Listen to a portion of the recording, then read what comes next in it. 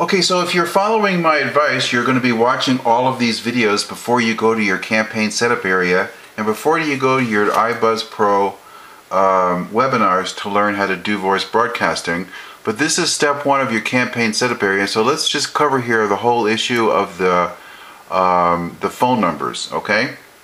With the eVoice and like that. Okay, this is your caller ID number. This is a pretend number here. This is from the state of Maine. This is your pretend number. This is what's going to be on your caller ID that you can get from eVoice. Now you have to remember, sometimes when you're broadcasting to people, they don't really even hear your message, some people, because they just see the caller ID and they click the callback feature on their phone, like if it's a cell phone. And so what that means is they're not going to hear your message, but they're going to call back, and even if the transfer number is different, which I suggest that maybe it could be, this is what I'm going to show you here, they're going to call back to this number, okay?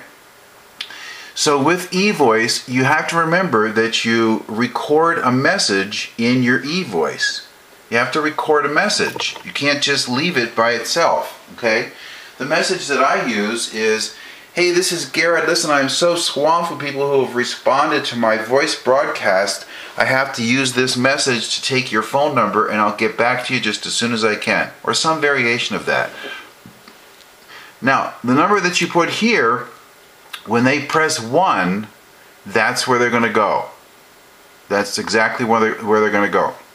So you can use the same eVoice if you want, in which case you just put the same number in here. Another option that you can use is you can go to a thing called k7.net and you can get a free voice messaging system. It has a 206 area code, which is from Seattle, so you don't want to use that in your caller ID.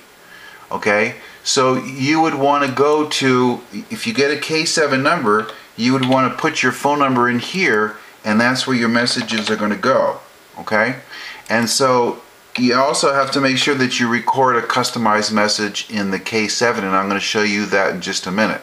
Okay, so this is, I hope that's not confusing. When you go through the campaign setup training to do your voice broadcasting, you'll see exactly what I mean. And I'm giving you this here so you can come back and refer to this as you go through your campaign setup area. Okay? Now let me show you the K7. And this is the k7.net, and you can get a free voice messaging system here. There are some constraints to it, but the quality of the voice message tends to be better than the eVoice. Okay? This is why you may want to use the k7.net. The only numbers you can get with k7.net in this free service is a 206 number. You don't want to have a 206 number as your caller ID, because anybody who you're calling, you won't be able to call anybody in the state of Washington, and they probably have about 5 or 6 area codes. So you don't want to use that as your caller ID. You want to have it as your second number. Now, there's a couple of things you can, different features you can get with k7.net. The basic is that you can only have 20 messages at a time. So when you're broadcasting and people leave you, they press 1 and they leave you their name and phone number for a quick callback, you're going to get an email with that. And you have to, when you select this, you're going to have to choose that option that you want to get an email. And when you get an email, you just simply click you click that email and you click the play button, and you'll be able to hear them leave their name and phone number for a callback and whatever comment that they have. Okay? After you take that phone number and write it down of people to call back, you have to make sure you delete that email. Okay? This is only going to take 20 at a time. There may be an option in there where you can use more than 20 at a time, but at least in terms of the free one, it's 20 at a time. So you have to make sure that you get back to your emails after your broadcast like right away. You don't want to have them sit around for a long time. Otherwise, you lose the effectiveness and the time-sensitive nature of them requesting information from you as a result of your voice broadcast. Just make sure that you're always deleting these as you take the numbers down and the names of the people. That's really, really important because you don't want to exceed the 20. Otherwise, you're going to you're going to miss out people leaving you their name and phone number.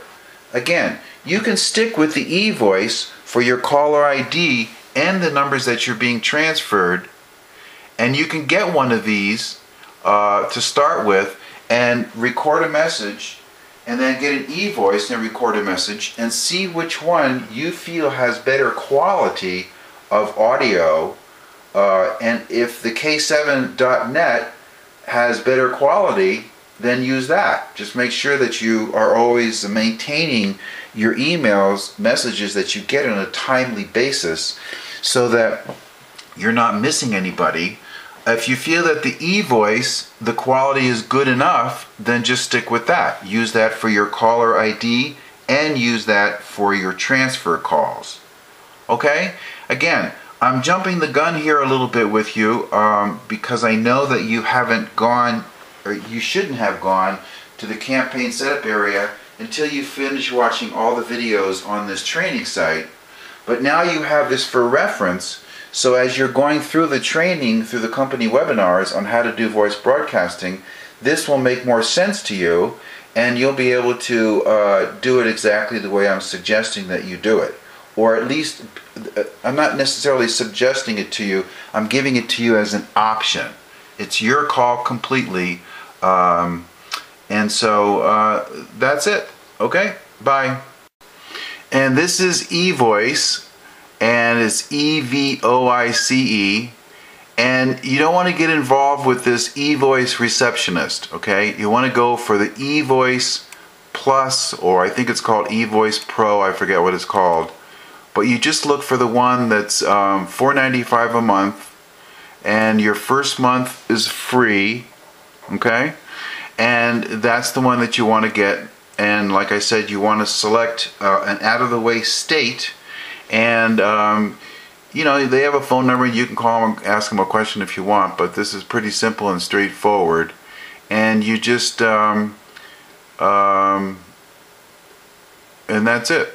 So so this is what eVoice looks like. And then you're also going to, they'll tell you when they send you the email, but you're going to have to download, it's up here, you're going to have to download the software, the eVoice software, so that you can listen to your messages.